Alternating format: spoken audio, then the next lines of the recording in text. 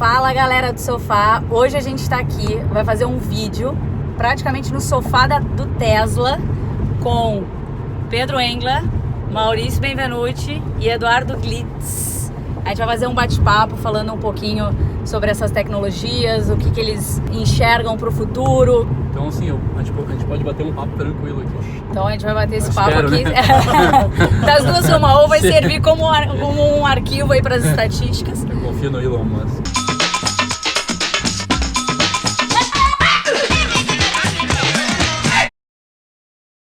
Mas o que vocês acham, assim, considerando o Tesla e tudo que tá vindo na mobilidade, o que vocês acham que tá por vir aí? Na minha visão, assim, um carro autônomo é um presente eminente. Os eventos que a gente participa no Vale não é mais para discutir essa tecnologia, mas sim como que as cidades vão ser gerenciadas com milhares de carros autônomos andando de um lado para o outro. Então esse é a discussão de agora, e isso vai provocar uma disruptura em N segmentos, seja estacionamentos, seja seguros, departamento de polícia, onde a principal receita do departamento de polícia americano vem de multas, vem carros elétricos, vem carros autônomos, vem não só isso, mas novas formas de locomoção com as bicicletas elétricas de um lado para o outro, com os carros voadores, que aí já é um pouco mais para frente, mas isso tudo chegando junto, provocando uma mudança sem precedentes nesse setor. Tem uma expressão, Maurício, que eu gosto muito, que ela diz que the last driver license holder, ou seja, o último detentor de uma carteira de motorista is already born, já nasceu. Ou seja, aquelas pessoas, aquelas crianças que estão nascendo hoje, eles não saberão mais o que é ter uma carteira de motorista e para que ela serve. É muito impressionante tu viver esse negócio aqui de tu tá fazendo curva, acelerando, freando, sem a tecnologia tá dando independência aos homens, aos trabalhos operacionais que a gente fazia. Tu deixa de fazer para ter espaço para criatividade, para inteligência, para mais conversa, para mais interação. Então se tivesse agora, se tivesse girar esse banco aqui e a gente fazer uma roda conversando, isso já é possível já que isso seja feito. Eu vou mudar de pista aqui, tá? Boto pisca-pisca para cá. O carro acabou de mudar de pista.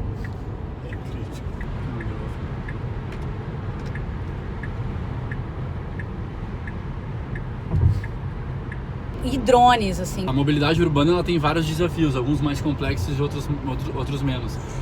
Em São Francisco agora tem o negócio dos patinetes, né? Que tu vai ali, já tinha as bicicletas, agora o patinete elétrico. Tem soluções super simples, prontas, e tem soluções mais complexas como os drones. E aí é muito legal ver a Embraer, né, a empresa brasileira, atuando fortemente em desenvolver uma solução de ponta nisso. Nas principais cidades da China tem 3, 4 grandes marcas.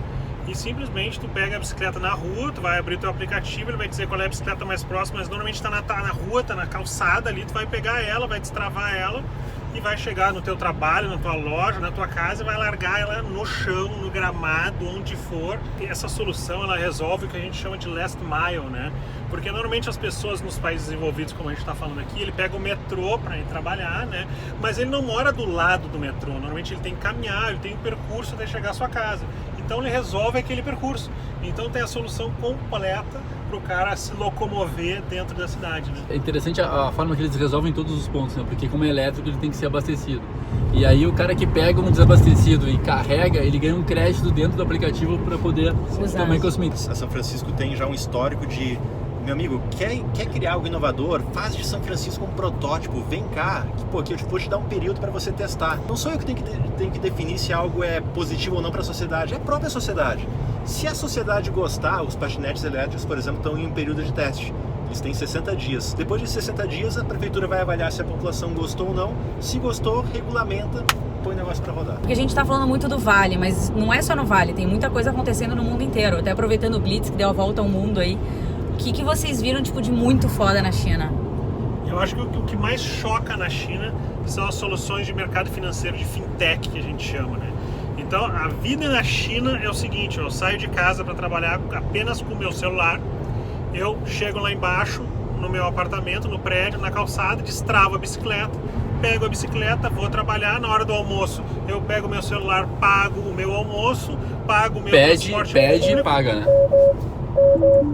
A gente teve situações em que a gente foi num Burger King e o Burger King ele não aceitava nem dinheiro nem cartão de crédito. Uau. Você só podia pagar através do celular, né? Não, eu ia só pedir pro Pedro explicar o que ele fez aí, Pedro, do carro, agora você teve que colocar as mãos. O carro, às vezes, ele dá um alerta para te segurar. Como eles estão numa fase de teste, inclusive diz que é beta aqui no sistema, eventualmente ele te pede para assumir o comando do volante, ele dá um alerta. E aí, se tu desobedece o alerta, como eu acabei de fazer, ele te pune e não deixa mais tu usar o sistema autônomo pro resto da viagem. Então, pessoal, acabou a nossa moleza. O Pedro vai ter que se concentrar agora aqui. É a segunda vez que ele me pune.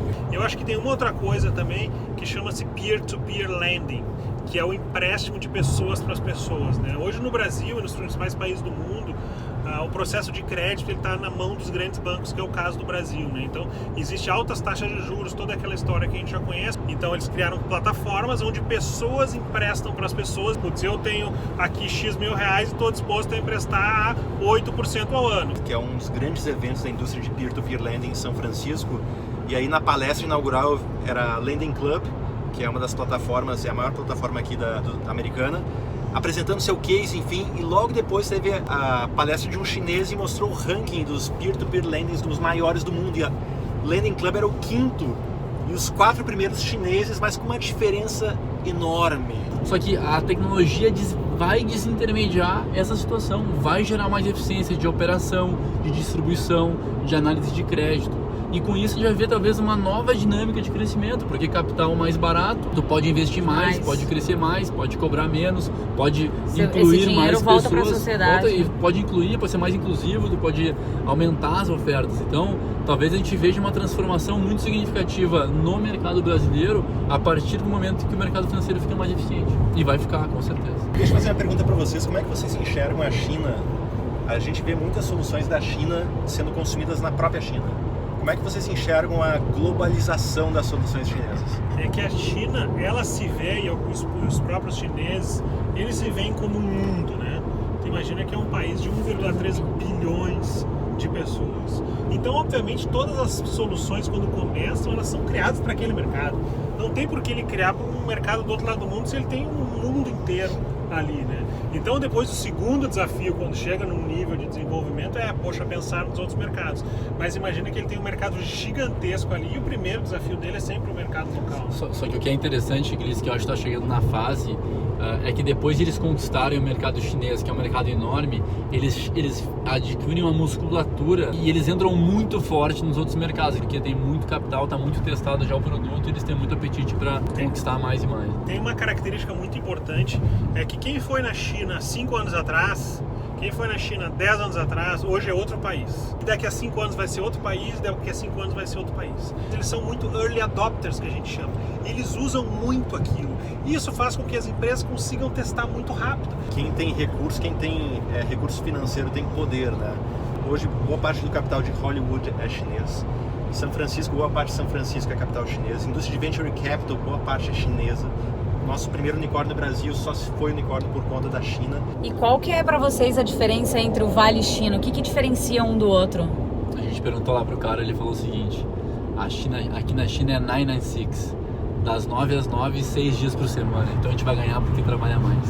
No Vale do Silício, o aprendizado a respeito de mindset, de cultura empreendedora, de adaptabilidade a erro, é fantástico, entendeu? É essencial as pessoas virem aqui, entender o mindset, entender como o empreendedor trabalha aqui e como faz com que ele seja muito criativo e as empresas cresçam muito rápido, tá? Na China é trabalho e um ambiente diferente aqui dos Estados Unidos, um ambiente menos regulado para o início do negócio. A política deles lá é muito o que o Maurício falou aqui, mas de uma forma ainda mais ampla. Façam o que vocês quiserem. O que não está regulado, façam o que vocês quiserem. Depois, quando começa a crescer, a gente vai regular e vai entender. Vamos comparar o Vale com a China. Capital, os dois talvez tenham muito parecidos. O Vale tem mais conhecimento, tem mais Universidade de Stanford, Berkeley, acho que tem mais gente do mundo inteiro aqui que está pensando, então isso ajuda a China a ter menos. No ambiente de regulação, a China é mais fácil do que no Vale. Na parte de medicina, por exemplo, tem aqui o FDA, que é um órgão de saúde, uma Anvisa. Que é super engessado. Lá na China é muito mais lá. Então lá tu consegue ter mais coisas de saúde com mais força. São dois ambientes muito, talvez, propícios para inovação. E por isso que são seguramente os dois principais geradores do crescimento e das tendências do mundo. Tudo que vai fazer parte do nosso dia a dia daqui a 10 anos vai ter sido escrito em um desses dois lugares. Desses dois ambientes. Rebeldia, conhecimento e capital, eu falo muito isso e Vale e China tem possivelmente páreo a páreo esses 3 elementos na sua escala máxima. Vocês viram alguma coisa na área da saúde? A tendência é que cada vez mais a gente vai... as pessoas vão ser CEOs da sua própria saúde, onde aquela soberania que existia dos profissionais da saúde, ela vai ser distribuída, porque agora o Glitz vai poder monitorar em tempo real o corpo dele, o médico dele vai receber o diagnóstico em tempo real. Opa, aconteceu alguma coisa com o Eduardo Glitz, então... Eu acho que no mundo da saúde é onde vai haver os maiores conflitos éticos do mundo, assim, porque ao mesmo tempo que eu posso curar uma doença, a gente pode deixar alguém mais alto, mais forte, mais inteligente, mais bonito. É a maior discussão que existe hoje, né? Eu vou querer um filho com os olhos claros, eu vou querer um filho assim, assado. Quais vão ser os limites, né, do uso da tecnologia para a área da saúde? Como é que são as cidades lá? Tem 3 grandes polos: Xangai, Shenzhen e Hangzhou. Então Shenzhen é mais hardware, Hangzhou é muito mais por conta do Alibaba, que a sede é lá, então acaba tendo muita coisa relacionada a varejo. Tem a Dreamtown, né? Tem a Dreamtown, que é todo um esforço em cima de criar um Vale do Silício lá. E é a cidade dos sonhos. Então, eles construíram algo fantástico para que as pessoas cheguem lá, empreendam, eles dão todo o apoio para isso. Então, escritório, apartamento, alojamento. Então, eles construíram em uma pequena cidade, eles juntaram todos os personagens. Tem um carro nos chamando aí, ecossistema. Tem um carro nos chamando. Calma aí, que tem um carro chamando aqui.